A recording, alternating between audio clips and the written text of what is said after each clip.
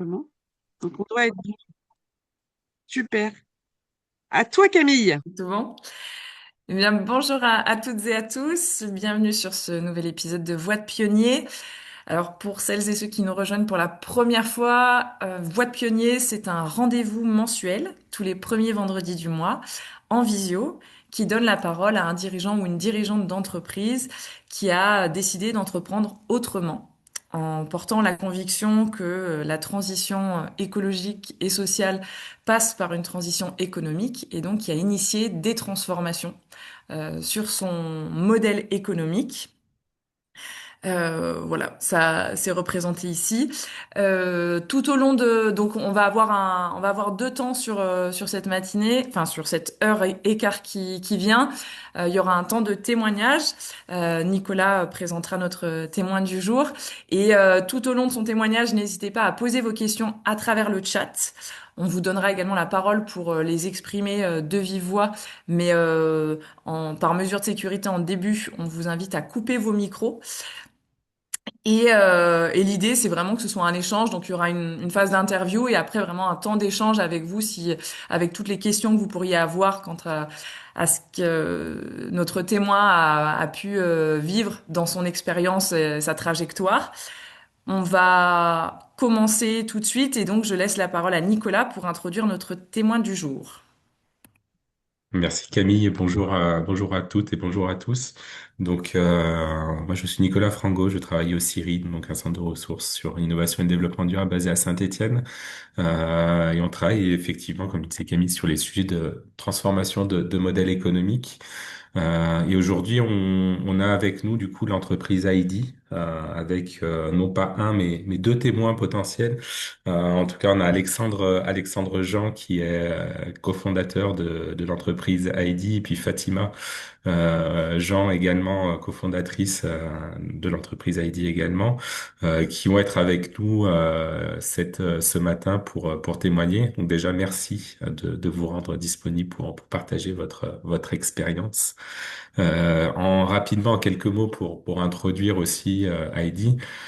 Donc l'entreprise Heidi, c'est une entreprise qui a été créée en 2006 à Saint-Étienne, donc en région Auvergne-Rhône-Alpes, qui est une entreprise qui conçoit des solutions qui sont durables pour allonger la durée de vie des matériels informatiques et qui travaille sur la gestion des systèmes informatiques pour les entreprises, donc pour les PME, PMI.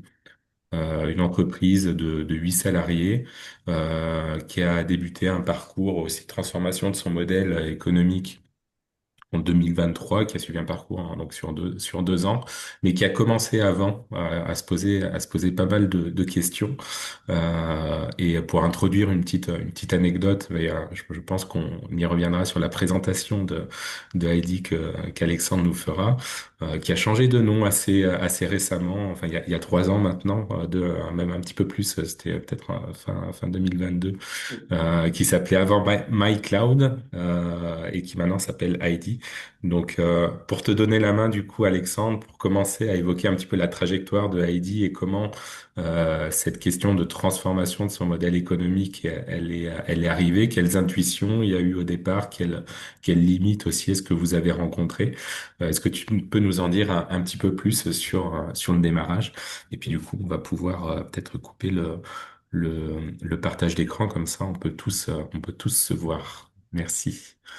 Merci Nicolas pour cette présentation et bonjour à tous. Je m'appelle Alexandre Jean et je co-dirige la société Heidi avec mon épouse Fatima. Et c'est vrai que l'aventure a commencé il y a à peu près 5 ans, où c'est vrai qu'on était arrivé, je pense, au bout d'un cycle où comme a dit Nicolas, on s'appelait MyCloud, donc ça veut tout dire. On avait pris le virage du cloud très, très tôt. Et parce que pour nous, voilà, pour un informaticien, quand c'est sorti, le cloud, c'était vraiment ça nous est rêvé. Et c'est vrai que le rêve, ça n'a pas tenu ses promesses. Et j'étais très déçu du coup de tout cet environnement où c'était censé résoudre plein de problèmes dans notre métier. Et en fait, ça a résolu des problèmes, certes, mais en fait, on avait autant de problèmes on avait d'autres problèmes qui étaient aussi importants. Et, euh, et c'est vrai que j'en avais ras-le-bol. Euh, et c'est surtout que je me sentais vraiment dissous dans cette logique du cloud. Et quand je proposais des solutions à mes clients, moi, je fais des promesses et je tiens mes promesses. Et c'est vrai que quand on confie en fait le système à des tiers, donc à des services hébergés, mais en fait, il y a toute une chaîne en fait d'acteurs, d'intervenants. Et même en faisant attention, en, en, en allant chercher euh, qu'est-ce qui est derrière et de ne pas proposer tout et n'importe quoi, même en faisant tout ça, à un moment donné, on est déçu, il y a des problèmes et c'est surtout que il y a beaucoup de on trouve pas de responsable comme il y a des soucis. Et ça me plaisait pas. Et alors que quand, sur l'ancien modèle, on installait les systèmes informatiques chez nos clients, quand il y avait un souci, c'était moi, mon équipe, et on allait résoudre les problèmes. Et donc ça, voilà, on est arrivé à un moment où je voyais pas du tout l'avenir avec ce système, avec le cloud. Et rien ne s'arrange non plus, et beaucoup d'incompétences.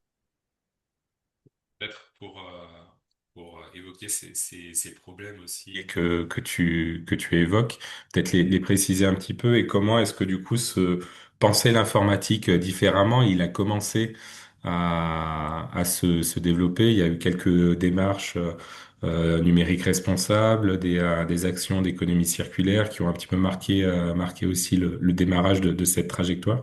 Est-ce que tu Oui, peux nous en dire un petit peu plus eh ben, sur cette nouvelle trajectoire que vous avez engagée il y a 5 ans à peu près. là, quand je préparais mon intervention de ce matin, c'est vrai que je cherchais un petit peu le moment clé de bascule. Et je pense il y a un moment, en fait, on a rencontré une association qui avait des soucis importants sur son système, qui était mal accompagné et donc qui nous a demandé si on pouvait faire quelque chose. Et ils avaient des engagements sur le matériel avec le prestataire, on ne pouvait pas faire grand-chose. Et pourtant, en fait, ils ne pouvaient pas l'utiliser, ils avaient un réel besoin et, et pas de moyens, il n'y avait pas de financement possible, très faible. Et donc, j'ai dit, on ne peut pas les laisser tomber. Et donc, avec mon équipe, on a dit, qu'est-ce qu'on peut faire? Et on a regardé dans l'atelier ce qu'on avait en matériel, en vieux matériel, en vieux serveur, et on s'est dit, bah, on peut peut-être faire avec ça, avec ce logiciel, on pourrait peut-être arriver à faire un serveur. Et en fait, c'est parti de là. Et nous-mêmes, en fait, on a été surpris du résultat, parce qu'en fait, ça fonctionnait très bien, avec un vieux serveur qui avait une dizaine d'années, et avec des briques qu'on avait, des logiciels, et on s'est dit, bah, c'est vrai que. Et puis c'est surtout on l'a pas vendu. On l'a mis à disposition, on n'avait pas vendu du matériel, et pour autant, tout a bien fonctionné. Et on s'est dit, tiens, avec ce qu'on a à l'atelier qui prend la poussière, on peut faire des choses. Donc je pense que c'est là qu'on a commencé un petit peu la réflexion. Donc là, c'est la première brique, un peu de test, d'expérimentation, donc C'est en ça. reconditionnant un petit peu du matériel avec ce que vous aviez euh, au bureau. Ensuite, il y a eu aussi la démarche numérique responsable qui s'est engagée. Enfin, comment est-ce que du coup, ce qui est intéressant de voir, c'est comment est-ce que ça a cheminé aussi dans vos têtes sur la prise de conscience de l'impact aussi du numérique et comment est-ce que chaque fois vous avez voulu faire un pas un petit peu supplémentaire. Mais en parallèle, c'est vrai qu'on a pris conscience en fait, que notre métier avait d'énormes impacts environnementaux. On a découvert les chiffres qui sont vertigineux. À chaque ordinateur vendu, voilà, c'est plus d'une tonne et demie d'eau nécessaire. 800 kilos de matières premières pour faire un ordinateur qui au final fait plus que 2 kilos. Voilà, on a découvert tous ces chiffres et on s'est dit, c'est vrai que notre métier est vraiment très impactant, donc difficile de continuer euh, de cette même façon. Donc ça a rajouté en plus, en se disant, bah, tiens, on peut faire des trucs qui tiennent la route avec du vieux matériel. On ne peut pas continuer comme ça. Le cloud, bah, je pense qu'on est arrivé au bout d'un... On voulait plus, on se remettait en question. Donc c'est vrai qu'on là, on a découvert en même temps, c'était une journée de Digital League du numérique responsable. On y a été avec mon épouse et on a vu qu'il y avait quelque chose qui existait. Il y avait toute une démarche numérique responsable. On n'était pas tout seul à se poser des questions. Et de fil en aiguille, on a découvert qu'il y avait une labellisation numérique responsable. Donc, ben, on a enclenché cette démarche-là. On a été donc labellisé NR2 un an après. Et donc, ça nous a permis déjà d'approfondir le sujet en interne chez nous, d'appliquer les bonnes pratiques du numérique responsable. Et donc, on s'est dit après, comment on peut proposer intégrer le numérique responsable dans notre catalogue d'offres et de services, comment proposer, comment répondre comment nos clients en fait, peuvent aussi profiter de cette démarche. Et c'est là que du coup il y a aussi ce changement, enfin pour faire une petite parenthèse et un écho avec ce qu'on a évoqué tout à l'heure sur le nom, aussi pour incarner ce que vous, enfin la vision que vous souhaitiez avoir. C'est vrai qu'on s'est senti à l'aise vraiment. Enfin, déjà, on était convaincus dans cette démarche-là que c'était vraiment l'avenir de notre activité et que ça avait du sens. Tous nos collaborateurs ont vite adhéré donc à cette démarche et puis face aux enjeux, il y avait vraiment un sens à faire tout ça. Donc, on a changé de nom parce que c'était difficile euh, d'expliquer notre démarche en s'appelant MyCloud déjà. Et donc, ID est né à ce moment-là. Donc, c'est le I d'informatique et le D3E déchets d'équipements électriques et électroniques. Donc, on réalise des systèmes informatiques avec du vieux matériel. Et c'est vrai qu'on est parti un peu sur les chapeaux de roue. Quand on rencontrait des nouveaux clients, ben, en fait, on expliquait notre démarche, on expliquait tout ce qu'on voulait faire. Et c'est vrai que je perdais assez vite mes clients parce que bah, eux, ils voulaient entendre performance, sécurité. Et c'est vrai que le numérique responsable, c'est pas un sujet chez beaucoup de dirigeants que l'on rencontre. Donc, on passait quand même vraiment au début comme des marginaux et c'était un peu, on a vite réfléchi à un repositionnement de la communication. Ouais, ça c'est bien, ça fait le lien avec ma prochaine question qui est bon effectivement il y a ce changement d'incarnation avec le nom aussi pour mieux être en phase avec ce que vous proposez. Mais du coup là avec ces premières démarches, donc déjà une réflexion interne, une prise de conscience interne, une première expérimentation avec cette association en reconditionnant du matériel, la labellisation numérique responsable. Du coup, moi je me souviens, il y avait cette démarche très à la fois incarnée, mais aussi très très optimiste.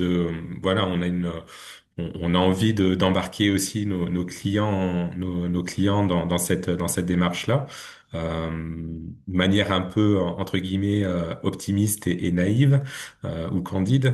Mais du coup, c'est là qu'il y a un premier, alors c'est un échec entre guillemets, mais en tout cas une première confrontation à la réalité que tu as commencé un petit peu à évoquer. Mais j'aimerais bien qu'on aille un petit peu dans le détail aussi sur ce sujet. Quand vous êtes allé voir vos clients, bah, il y a eu ce décalage entre ce que vous souhaitiez proposer puis eux ce qu'ils souhaitaient avoir, en tout cas ce qu'ils connaissaient. Est-ce que on peut aller un petit peu plus en détail sur ce sujet, sur les incompréhensions qu'il pouvait y avoir par rapport aux clients et qu'est-ce que vous avez identifié chez Heidi de pourquoi est-ce que ça fonctionnait pas et comment est-ce que vous avez réajusté aussi et puis de dire quelques mots sur qu'est-ce que vous proposez en fait en termes de propositions commerciales, propositions de valeur, comment est-ce que ça évolue un petit peu tout ça?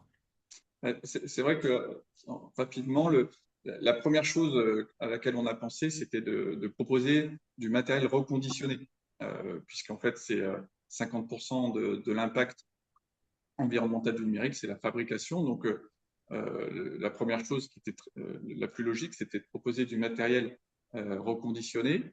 Mais très vite, en fait, on a vu des freins chez nos clients parce que il y a des doutes sur le matériel. Euh, c'est du matériel peut-être qui va manquer de puissance, de performance, qui n'est pas sécurisé parce qu'il il a été dans une autre entreprise, on ne sait pas où, il n'y a pas de traçabilité.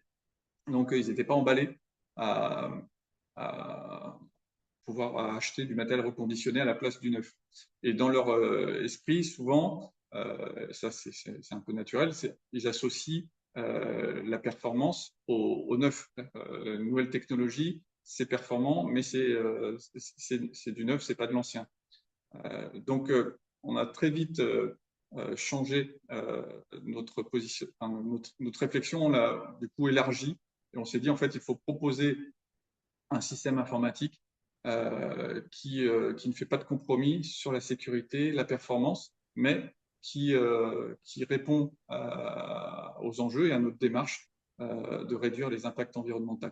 Donc c'est là que est né Heidi, qui est en fait on appelle, ça s'appelle une solution de remanufacturing, c'est une solution de remanufacturing informatique, et c'est à la croisée du numérique responsable et du référentiel d'économie de la fonctionnalité et de la coopération. Euh, et c'est une solution euh, qui est sécurisée, qui est performante et qui réduit les impacts. Donc, ce qui est intéressant, c'est que du coup, pour peut-être reformuler et enchaîner, c'est que du coup, il y a eu au début une première étape où il y a une mise en avant de la démarche de durabilité, de soutenabilité de Heidi, mais qui trouve pas forcément d'écho, en Oui, disant, bon, en gros, on s'en fout, nous, on veut, ce qu'on veut, c'est que ça fonctionne. Et l'environnement, bon, c'est la cerise sur le gâteau à la limite, mais c'est pas ce qui nous intéresse en tant que client. Donc du coup, il y a eu aussi un décalage dans votre discours pour intégrer cette notion de performance d'usage, du coup, de sortir du produit. Du coup, est-ce que tu peux aussi en dire quelques mots sur cette notion aussi de comparabilité pour les clients, notamment sur l'offre qui était présentée. c'est vrai que dire qu'on ne vend plus un équipement mais une performance d'usage et qu'on est dans une démarche d'amélioration continue de la solution qu'on propose. Donc, on ne fiche pas les choses, on ne vend pas tel modèle, telle ressource, tel processeur, etc. C'est compliqué à entendre.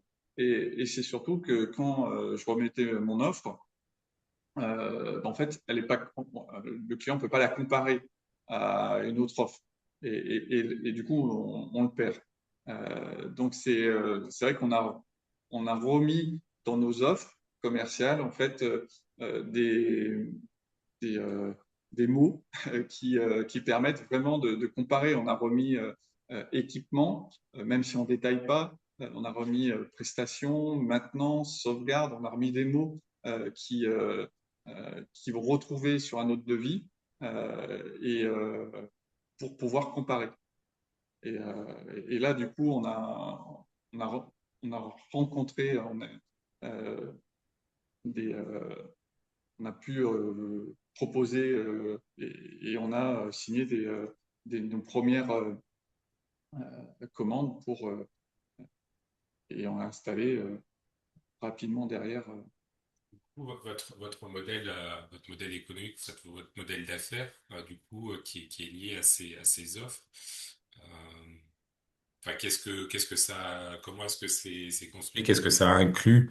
Parce que effectivement, tu remets équipement, mais vous restez aussi propriétaire des équipements.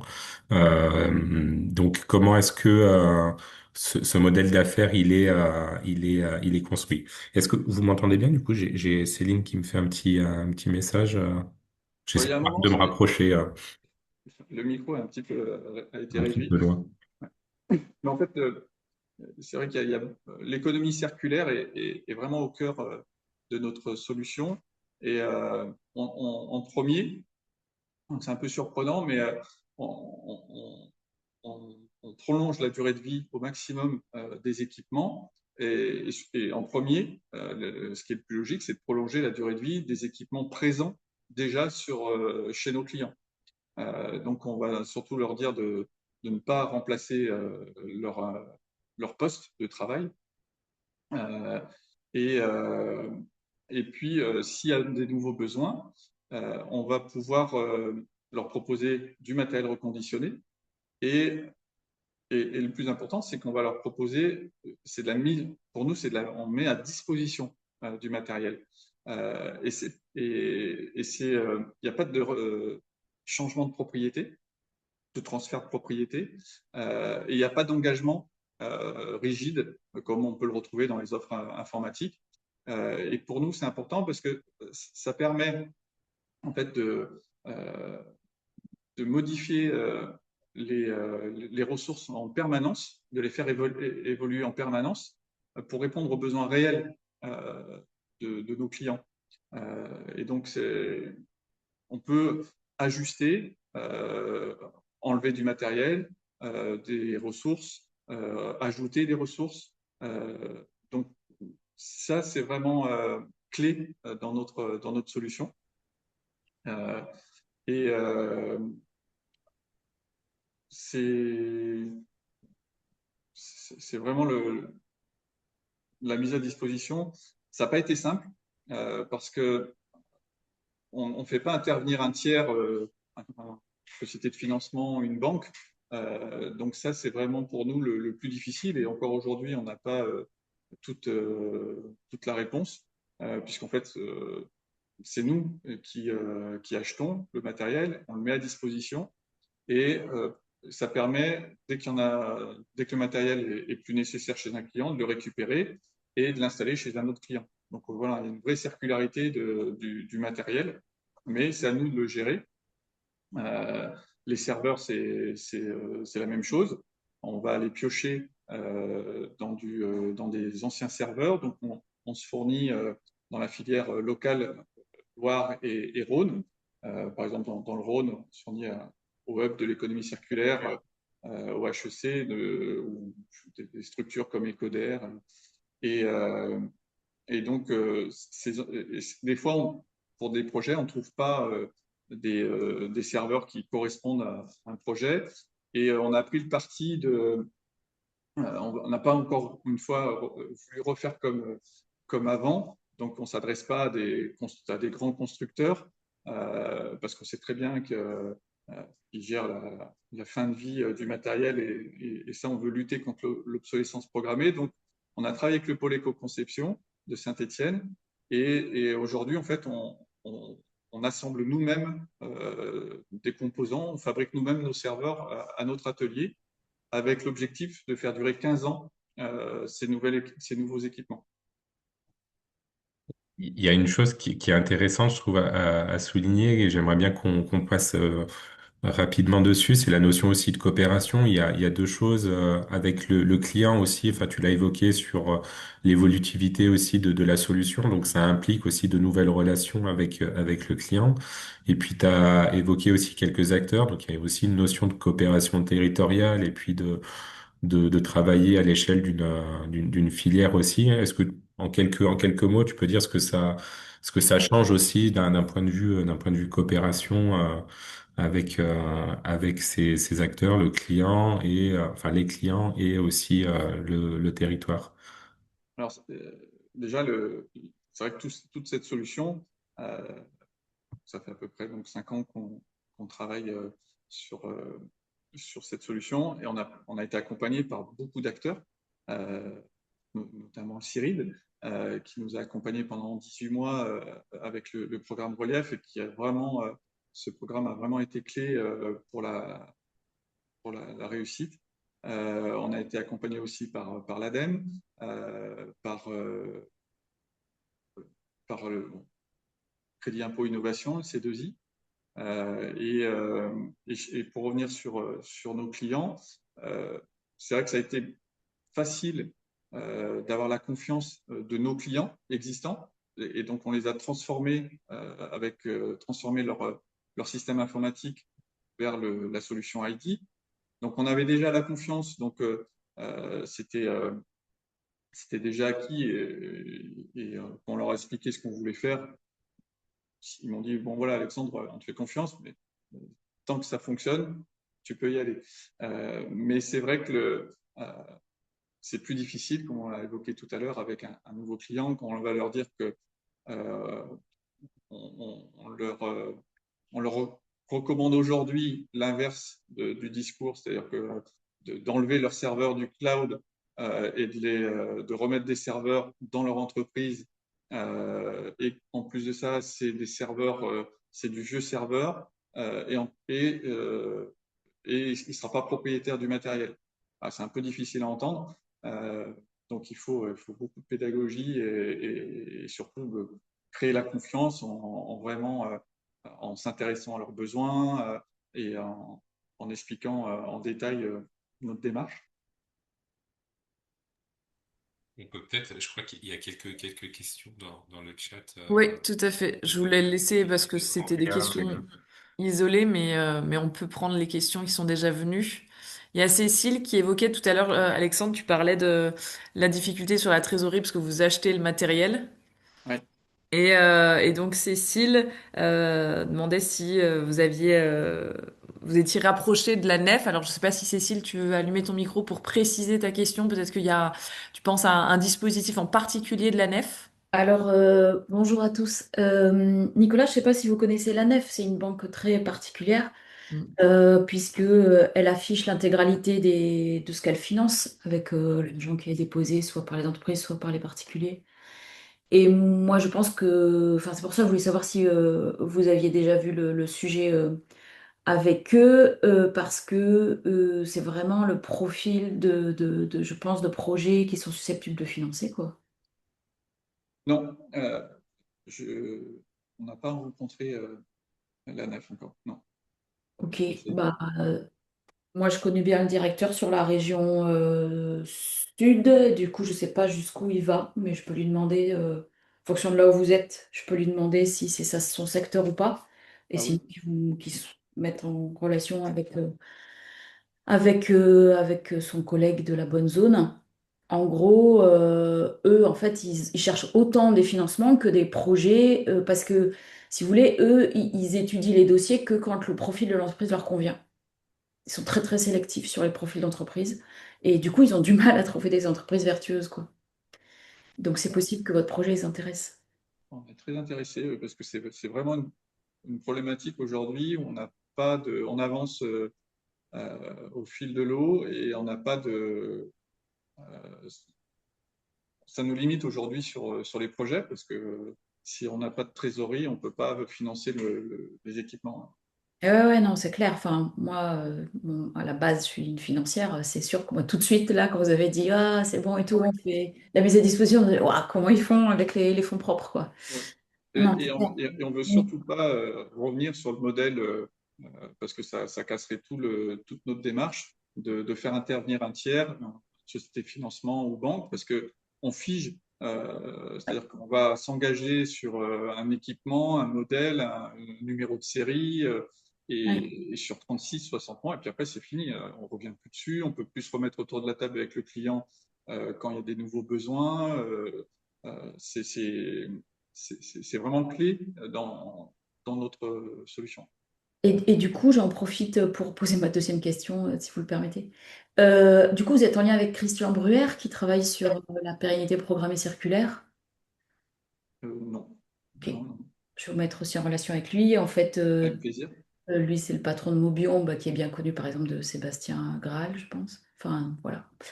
de beaucoup autour de la table, j'imagine, mais en fait, voilà, il a monté une structure pour travailler sur la notion de pérennité programmée circulaire, et notamment avec, et ça c'est quelque chose qui peut aussi vous rattraper, avec des notions de compte de résultat. C'est-à-dire qu'il y a la trésorerie, et après il y a le compte de résultat. Et le problème, c'est que vos produits, vous avez l'objectif de les tenir sur 15 ans, mais si les règles comptables vous disent qu'il faut que vous les amortissiez sur 5 ans, ça veut dire que dans votre bilan, dans 5 ans, tout ce que vous avez acheté cette année, ça vaut zéro et vous l'aurez amorti. C'est-à-dire que ça va flinguer votre compte de résultat.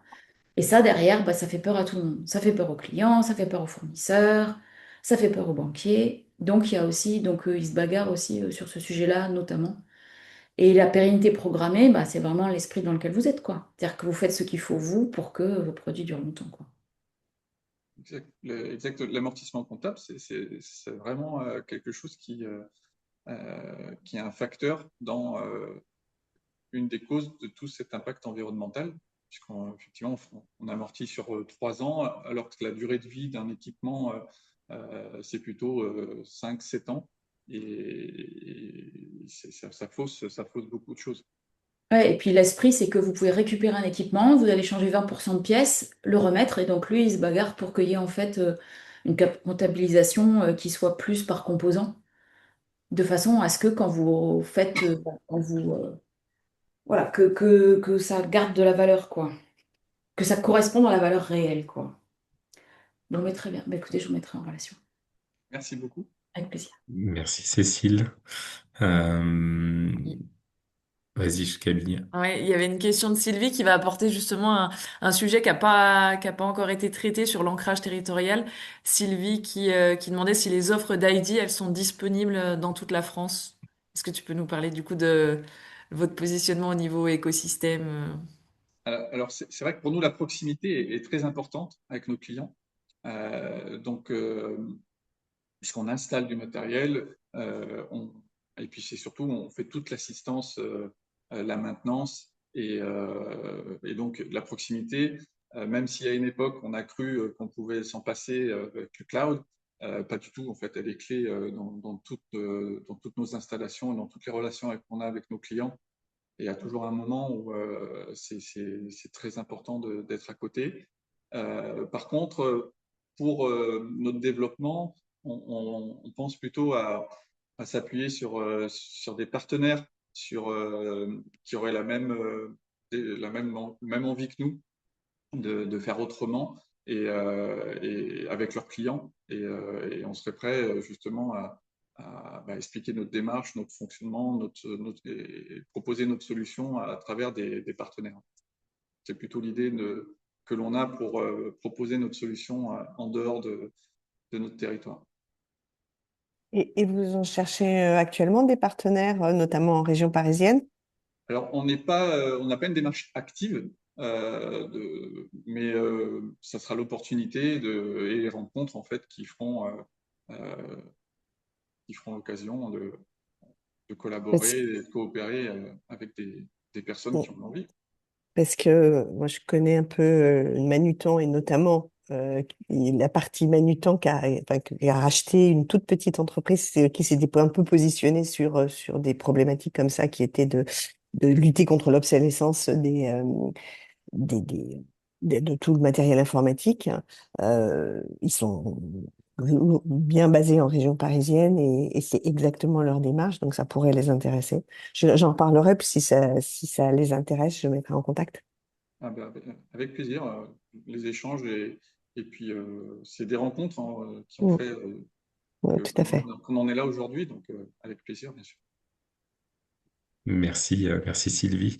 Il y a deux questions là qui sont arrivées. Il y en a une qui a l'air assez technique, donc je mettrai juste la vigilance de ne pas trop Nico, rentrer. on te Ouais. repère. Nicolas, on te repère. Pardon, vous me reperdez. Est-ce que si je me rapproche, vous me regagnez ou pas? Vous me regagnez. Donc, désolé, j'affiche Nickel, ouais. en plus gros du coup. Oui, il y a une question de Laurent qui a l'air assez technique, donc je vais la laisser lui la poser. Voilà, en étant vigilant sur peut-être pas trop aller sur du technique pour pas qu'on se perde de tous. Ouais, Laurent, si vous voulez bien poser votre question, je sais pas où est-ce que vous êtes, si vous Oui, voulez activer je suis votre là. super, merci. Bonjour, bonjour.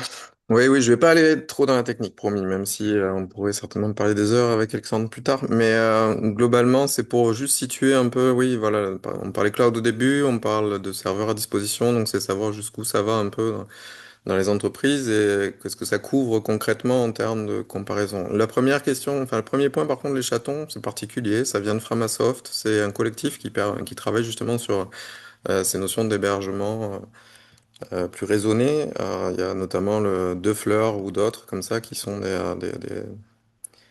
des collectifs qui travaillent sur l'hébergement. Donc, c'est de savoir si vous en aviez déjà entendu parler en démarche analogue sur tout ce qui est logiciel libre, Framasoft. Et donc, ces chatons qui sont vraiment une grosse initiative euh, pérenne aussi.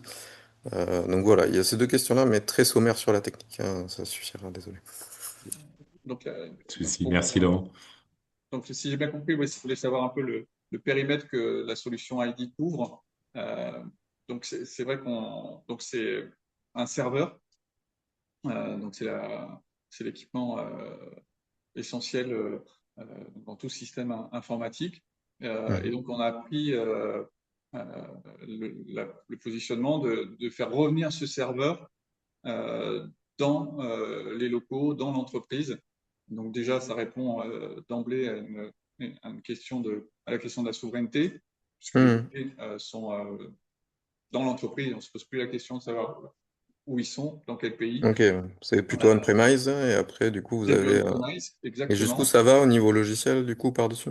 Et donc nous, la solution, en fait, on est vraiment sur l'infrastructure. D'accord. Donc, en fait, on utilise une brique. En fait, la solution est composée de briques technologiques. Mhm. Et ces briques-là, donc, on est dans une logique d'amélioration continue. Et donc, chacune de ces briques constitue la solution et on les fait elles sont évolutives.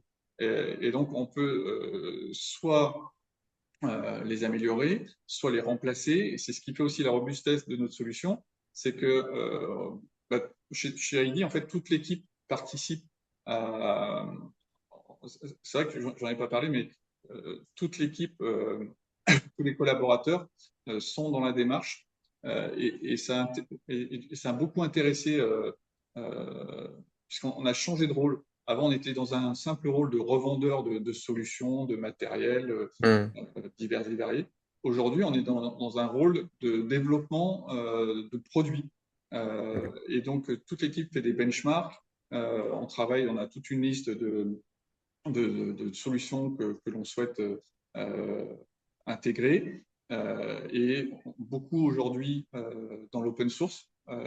Et donc, une fois qu'on teste, qu'on benchmark, en fait, on va prendre une décision de changer une brique par une autre.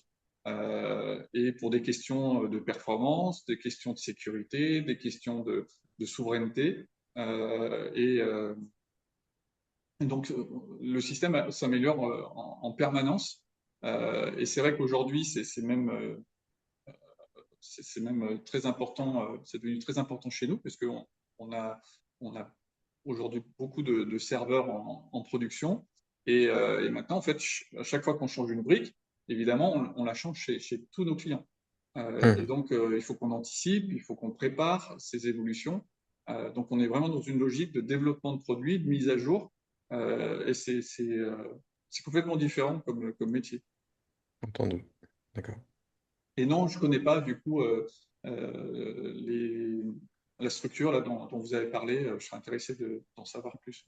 Je vous mets l'adresse de chaton global, le concept Framasoft, qui porte d'autres initiatives hein, dans le monde libre et tout ça, dans le Ouais, logiciel et hardware, hébergement, et un pointeur direct sur Deux Fleurs, qui est un exemple type là, sur lequel avec lequel j'ai pu avoir des échanges où ils sont partis à recycler des serveurs et à proposer des hébergements justement très raisonnés et avec une chouette initiative derrière. Je vous mets le lien.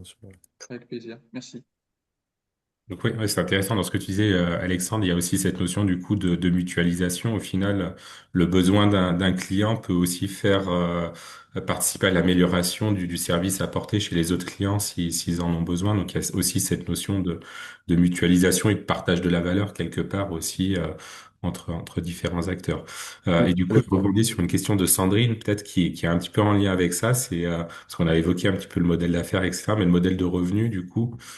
Comment aussi est-ce qu'il, alors sans rentrer forcément dans les secrets, etc. Mais comment est-ce que du coup que vous vous rémunérez sur ce que vous proposez? Et donc, la solution IT, en fait, est proposée sous la forme d'un abonnement par utilisateur. Donc c'est un prix par mois par utilisateur et sans engagement. Donc, ça permet. Donc, dans ce prix-là, en fait, il y a il y a le matériel, il y a et puis tous les logiciels qui composent toutes ces briques technologiques dont je viens de parler, la sécurité, la partie cyber.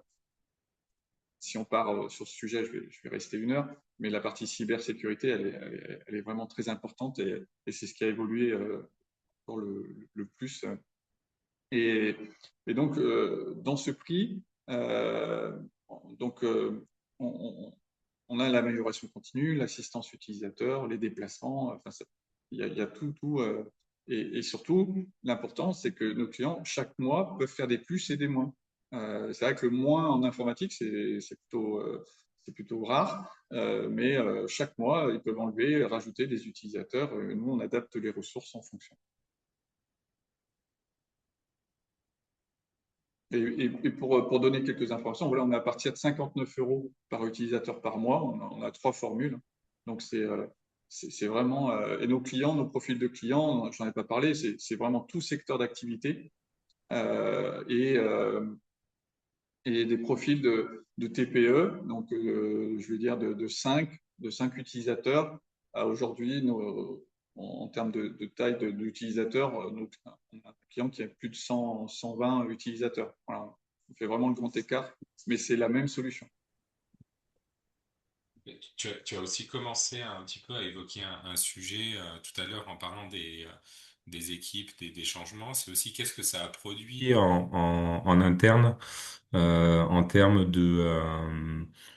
d'effets positifs, donc en termes de posture, de développement, mais je crois qu'il y a aussi en termes d'image aussi que vous pouvez aussi euh, comment dire euh, l'image que vous donnez depuis l'extérieur avec du coup ça peut permettre aussi d'attirer certains profils. Enfin, qu'est-ce que cette démarche aussi est-ce qu'elle vous a apporté en termes de travail, d'organisation du travail en interne? Euh, c'est vrai on a été surpris dans le bon sens parce que comme la démarche, on était un petit peu refroidi avec nos clients qui nous voyaient comme des marginaux. On s'est dit, c'est vrai que si quand on veut recruter et qu'on diffuse un profil de poste, on va peut-être mal être perçu. Euh, et pas du tout. C'est tout le contraire. Sur les derniers recrutements, on, on a eu des profils qu'on n'espérait pas. Et c'est vrai qu'aujourd'hui, euh, c'est plutôt un bénéfice pour nous dans notre démarche de recrutement. Et aujourd'hui, on a une équipe vraiment incroyable qui participe au développement de la solution et qui fait ID aujourd'hui, clairement. C'est vraiment l'équipe qui au quotidien œuvre et nous aide sur cette démarche de réduction d'impact environnemental. Il y a aussi un impact effectivement, sur l'image et la marque employeur quelque part qui permet de développer, maintenir des compétences, mais aussi les développer et créer une émulation en interne. Euh, il y a un sujet aussi sur lequel vous êtes en train de travailler qui est aussi qui fait partie de l'économie de la fonctionnalité et de la coopération. Donc on part du principe que On t'a reperdu, Nicolas. vous me reperdez. Ouais. Enfin, on t'entend de très loin, quoi. Je suis désolé, je me rapproche et je vais parler plus fort aussi.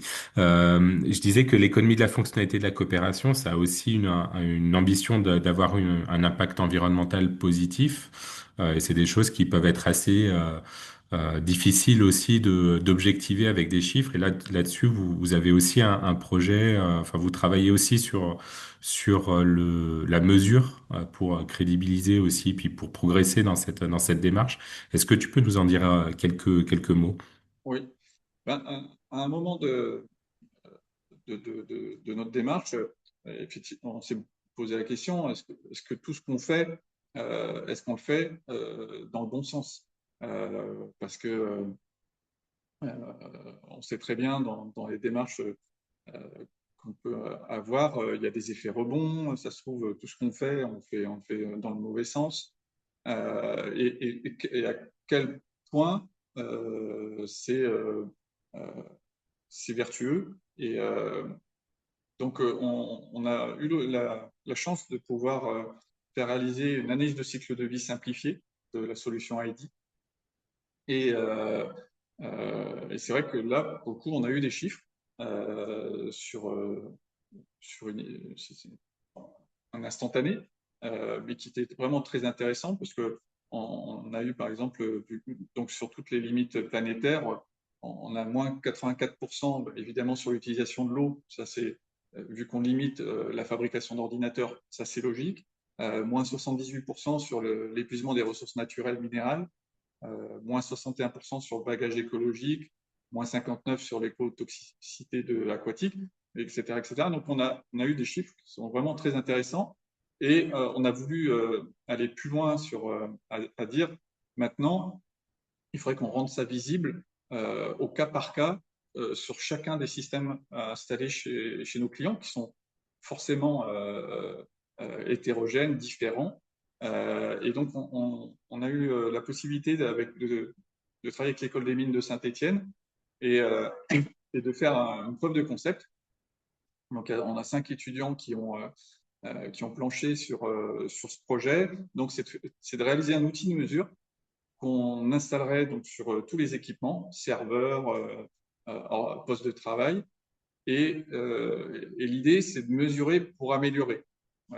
Donc, c'est de rendre visible à nos clients ben, ces informations et de pouvoir avec eux piloter le numérique comme une ressource qui serait limitée, qui est limitée. Donc, donc là, on a initié le projet donc avec Hublot, pour ceux qui connaissent. L'ADEME nous aide aussi sur ce projet. On a travaillé aussi avec une ergonome, Sandrine Coletti, parce que l'idée, c'est pas de fournir un dashboard, un tableau de bord de la NASA à nos clients, c'est vraiment de donner des informations essentielles. Et donc, on est en cours de développement de cette solution qui va donner un environnement, un dashboard sur le volume de données et la vitesse à laquelle on consomme la donnée, on consomme la ressource, la puissance, les RAM, processeurs. Et tout ça, bon, ça n'a pas un grand intérêt de donner une information. Comme je disais, c'est mesurer pour améliorer. Donc après, l'idée, c'est d'accompagner nos clients. Donc, c'est de les rendre acteurs et que eux réduisent, soient conscients de comment réduire leur impact environnemental. Et donc, en faisant des actions de sensibilisation, de formation sur des meilleures pratiques, et ben en fait, on va pouvoir les inscrire sur une trajectoire, comparer par rapport à l'année précédente.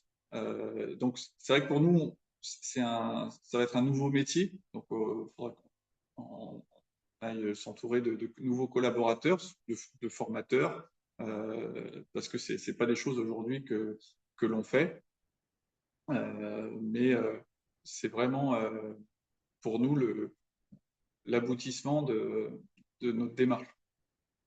Donc, c'est de rendre visible ce qui est invisible aujourd'hui, parce que nos clients ne savent pas ce qu'ils consomment, leur volume de données qu'ils utilisent, et leur donner l'information comme quoi bah, il y a une donnée, ça se trouve, elle est multipliée, il y a 7 copies dans leur serveur, qu'il y a des données, il y a peut-être des gigas et des gigas de données, ça fait 5 ans qui ont jamais été ouverts, à interroger les fichiers. Donc, tout ça va leur permettre de se réorganiser, de structurer leur information. Pareil dans l'usage, peut-être que ouvrir 10, 20, 30 onglets, on ne leur a pas dit que du coup que ça consomme beaucoup de puissance. Donc peut-être leur dire que c'est possible de faire autrement, donc leur insuffler des bonnes pratiques et de voir que ces changements ont un impact sur des chiffres. Voilà. Et du coup, voilà l'idée.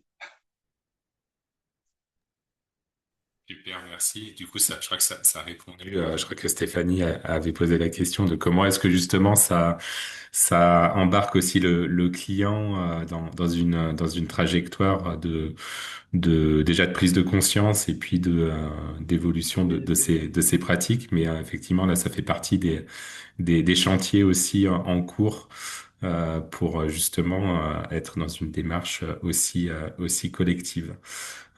N'hésitez pas à nous dire ou à lever la main aussi si vous avez des questions. Là, on est aussi sur un temps de discussion. Euh, moi, j'en ai une aussi qui me vient, c'est en regardant là, en faisant une petite pause sur votre trajectoire là, au mois de juin 2026.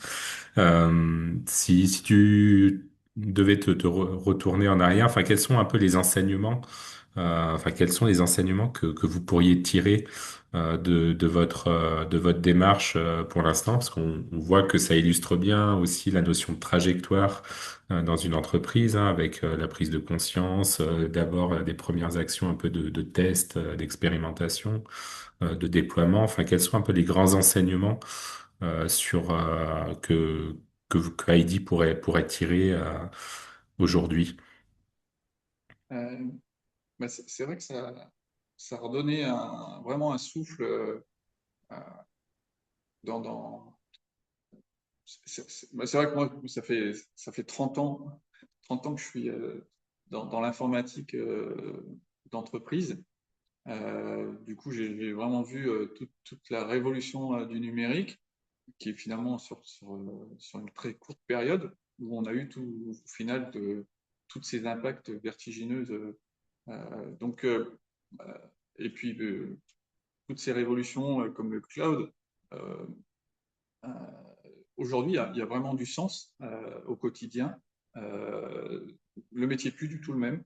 Euh, et au- avec l'équipe, on est vraiment sur un projet, comme je disais, un développement de produit, mais on sait que c'est un développement de produit qui est vertueux, qui a de l'impact.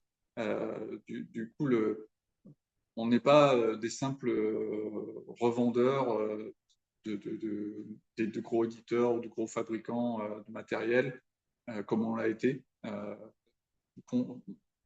Et puis chacun, à sa façon, apporte des idées. Enfin, tout ID s'est transformé avec des idées de, de nos collaborateurs, des trouvailles. Donc c'est plus du tout notre quotidien a vraiment changé. Si, comme tu dis, on regarde en arrière, notre quotidien est plus du tout le même. Là, on vient comme tu sais, Nicolas, on vient de déménager dans des locaux où on, on a encore un autre environnement de travail qui est complètement différent de ce qu'on a connu par le passé. Euh, donc c'est vraiment très différent et dans le bon sens. Et ça me donne envie, du coup, euh, maintenant aussi, on travaille avec mon épouse, donc c'est une entreprise familiale. Euh, donc c'est complètement différent. Ok, il y a Laurent qui a une question qui lève la main. Vas-y, Laurent, je laisse prendre la parole directement. Oui, juste ce que je mettais dans le chat, en fait, bon voilà, pareil, hein, j'ai que 20 ans moi dans le métier, mais globalement, il y a ce virage et ces recherches là qui m'ont amené petit à petit vers le monde coopératif. Et donc ce qui est la mutation là qui a opérée, il ressemble quand même beaucoup en fait à ce monde des coopératives, Scopsic et autres, et tout cet écosystème aussi de coopération entreprise ou autre qui est assez intéressante, et même l'ADN de ce que vous décrivez là dans votre entreprise maintenant entre enfin, les équipes, produits, la pérennité, enfin voilà ça. C'est quelque chose qui semble avoir basculé aussi dans un autre type d'écosystème qui ressemble beaucoup aussi au monde coopératif, si je puis dire. Donc je m'interrogeais pas mal sur le côté SX, Scope et autres dans ce milieu informatique dans lequel c'est pas évident, parce que j'ai essayé justement d'y rechercher pas mal aussi, mais je me rends compte qu'il y a des frontières qui sont pas évidentes Bah, dans la partie c'est service à la partie web. c'est vrai on reste une société. Donc, on paye des salaires, on se développe. Donc, il y a toujours ces notions de rentabilité. Mm. Simplement, la marge qu'on avait avant sur l'achat-revente d'équipements ou de logiciels ou de services, aujourd'hui, l'enjeu, c'était pas de, de réduire cette marge, parce qu'on doit continuer on continue à se développer et on souhaite dans de bonnes conditions pour augmenter le salaire de nos collaborateurs, le bien-être dans l'entreprise. Et donc, par contre, c'est très difficile. Du coup, on s'est mis dans l'ingénierie financière pour calculer les coûts de revient. Enfin, comme je disais tout à l'heure, on est vraiment dans un développement de produits. Le temps passé, on calcule le temps passé, on a les productions, euh, on est, mais dans l'objectif quand même de se développer. Ces 5 dernières années, on a fait plus 13, plus 15% de plus chaque année. Donc, c'est possible tout en faisant notre démarche, de développer une activité commerciale. J'entends la dynamique hein, que j'observe partout là où je travaille, mais l'idée de la coopérative, c'est de basculer aussi sur un autre mode, une autre identification, une autre façon de fonctionner aussi globalement dans le modèle de l'entreprise, une autre finalité plus profonde pour moi. C'est ça aussi l'interrogation, c'est basculer vraiment sur un paradigme type skip, SIC ou scope qui indique quelque chose même dans le patrimoine et le statut de l'entreprise, ouais. La mission. C'est des réflexions que l'on a. D'accord. C'est, on ne fait pas tout ça sans avoir ces réflexions en parallèle. Oui, oui, voilà, j'imagine quoi. Et du coup, c'est vrai que ça crée des petits Éden que j'ai croisés par ailleurs en France, qui sont assez rares, mais qui fonctionnent assez bien et s'entraident beaucoup aussi dans ce monde coopératif. Donc, c'est d'intérêt. C'est tout. Merci Laurent pour la question. Vas-y Camille. Non, non, ouais, c'est parce que ton micro marche moins bien que le mien, je crois. On va prendre encore une ou deux questions et puis après on va passer au temps de synthèse. Stéphanie, tu avais une question sur le statut de l'entreprise. Oui, puisque là, on était en train de parler des scopes, ça m'a fait venir le point de société à mission. Est-ce que c'est quelque chose qui est en réflexion également chez ID?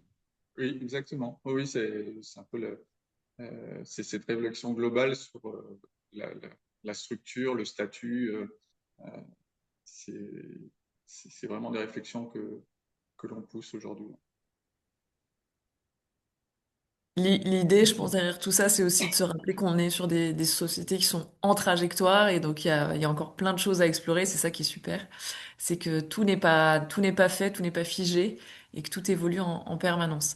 S'il y a plus de questions et pour vous laisser bien à l'heure, je vous propose qu'on passe au temps de synthèse, à moins que Alexandre, tu aies quelque chose à ajouter ou qu'il y ait une dernière question qui nous vienne.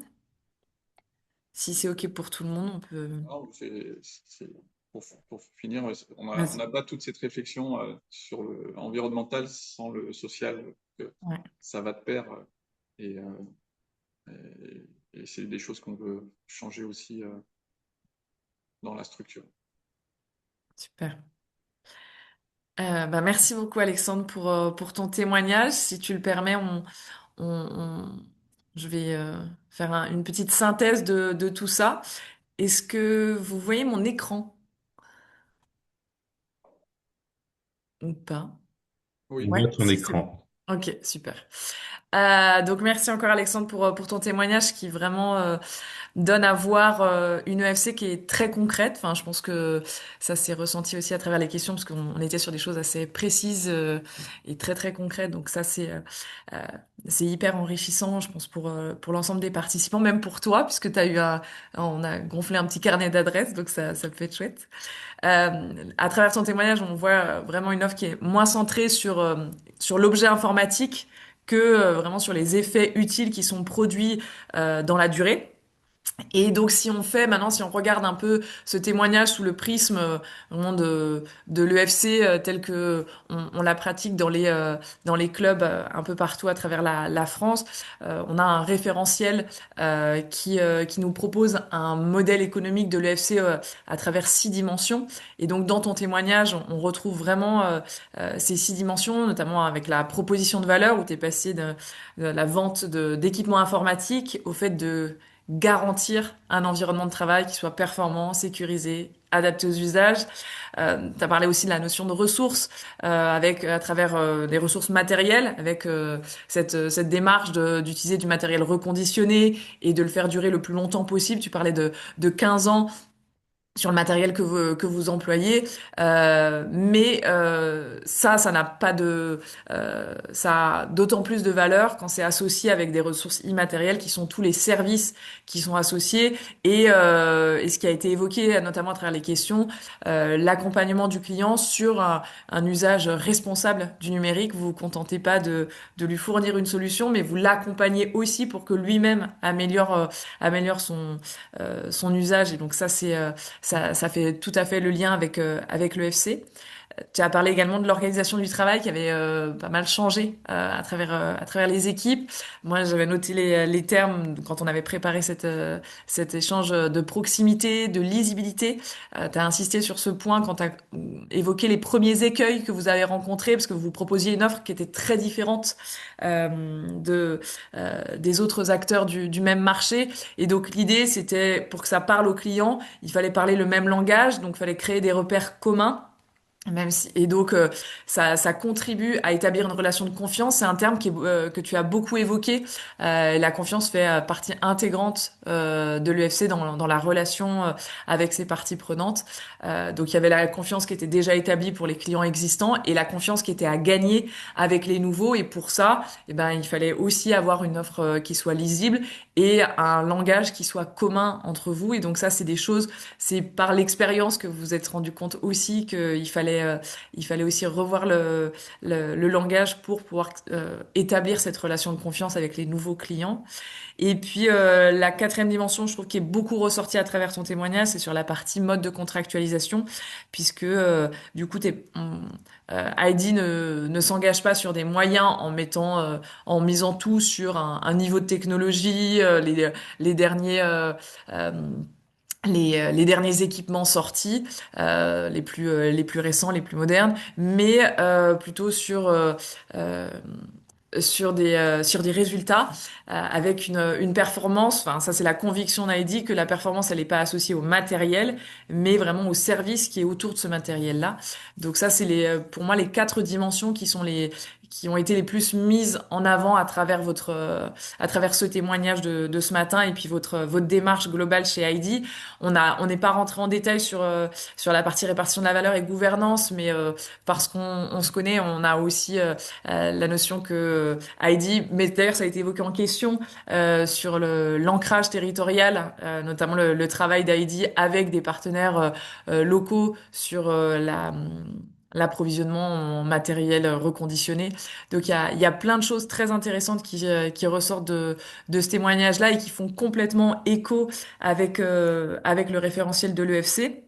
L'idée, c'est que ça montre que l'EFC, c'est pas du tout un concept qui est abstrait, même quand on est une approche de service. Enfin, vous êtes initialement prestataire d'infogérance, on va dire. Vous êtes devenu un vrai partenaire de façon très opérationnelle pour repenser le développement donc d'une TPE numérique à partir de contraintes réelles, d'usage réel de vos clients et avec les ressources de son territoire. Donc c'est une très belle trajectoire. Enfin, je suis pas du tout objectif peut-être, mais en tout cas c'est une belle trajectoire et on a vu à travers aussi les questions qui ont suivi qu'il y a encore plein de choses à explorer et c'est ça qui est vraiment intéressant dans la démarche de l'UFC, c'est qu'il y a toujours des choses pour aller encore plus loin et généralement les dirigeants comme toi Alexandre et ta compagne Fatima qui vous engagez sur ces trajectoires-là,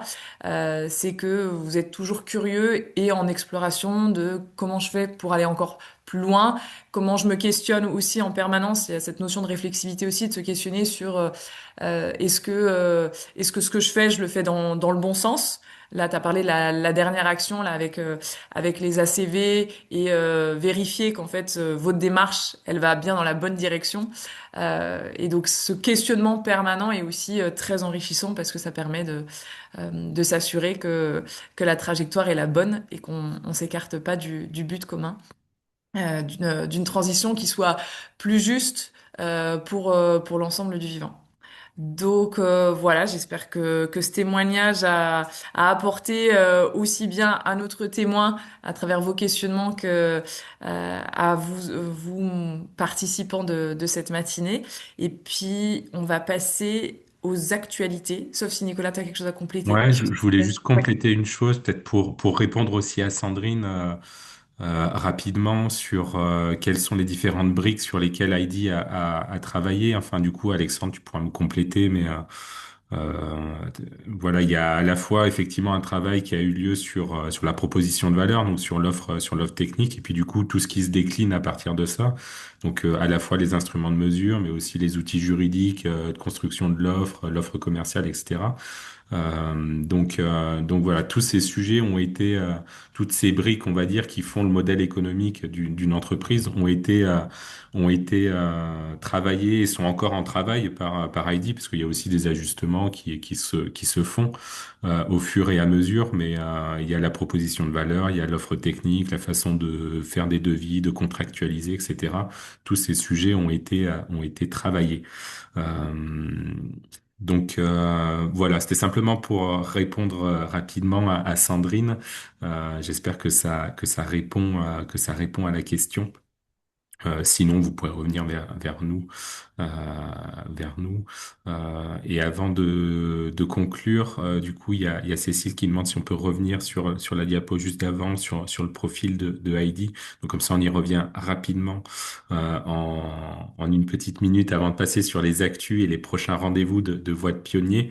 Euh, voilà, c'est bon, Cécile, vous avez pu faire une petite photo Ouais, de Heidi. merci.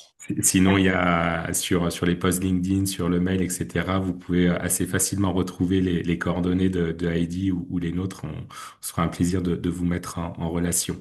Donc, si on va rapidement sur les actus. D'actu. Super, merci.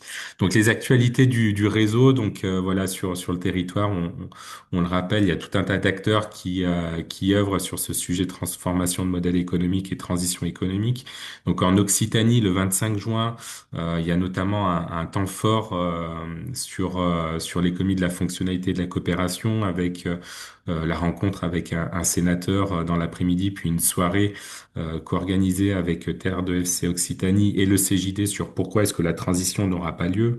En Centre-Val de Loire, début juillet, à Orléans, on a une soirée coopération comme levier de robustesse et de business, avec des regards croisés entre le monde de l'ESS et des entreprises dites classiques. En Île-de-France, on a un atelier découverte EFC le 17 septembre, en Grand Est, le 11 juin.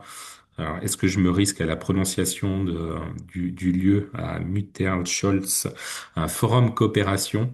En région Auvergne-Rhône-Alpes, sur le mois de juin, on a un recrutement pour un programme d'accompagnement, que Heidi a suivi, le programme Relief. Et puis en Hauts-de-France, le 2 juillet, en visio, un atelier mensuel sur l'intelligence artificielle et les nouveaux modèles économiques. Donc voilà, vous pouvez retrouver auprès des différents acteurs relais sur le territoire toutes les informations nécessaires sur ces événements. La slide suivante, c'est sur les prochains rendez-vous de Voix de Pionnier. Donc, le 3 juillet prochain, on aura un rendez-vous spécial sur les achats publics et la commande publique. Donc c'est une édition spéciale une fois par an. On organise une édition spéciale qui est un peu plus longue, qui dure 2 heures. Donc cette année, on aura Urbaneo, donc qui est une entreprise qui conçoit, fabrique et distribue du mobilier urbain, et puis la collectivité du Sicoval qui viendront témoigner justement sur l'économie de la fonctionnalité de la coopération et commande publique, et justement comment est-ce qu'on peut travailler différemment sur ces sujets. Et puis après, on fait une petite pause pendant l'été sur le mois d'août pour revenir au mois de septembre. Le rendez-vous est encore à confirmer, mais ensuite, on aura 2 entreprises d'Occitanie et de Centre-Val de Loire au mois d'octobre et au mois de novembre. Tous les rendez-vous de Voix de Pionnier sont disponibles en replay, soit en version podcast, soit sur YouTube. Vous pouvez retrouver les différents liens sur les invitations que vous recevez, ou sur le lien d'inscription également. Donc, vous tapez Voix de Pionnier sur YouTube, vous le retrouvez assez facilement. Donc on peut peut-être couper le partage, allumer tous nos caméras, et puis se souhaiter une belle journée. Et encore merci du coup à Alexandre pour ce témoignage et nous avoir accordé du temps, et également pour vos questions. Merci Un pour grand merci à tous et Merci à à tous, bonne bientôt. journée. Si. Merci. Merci, merci beaucoup.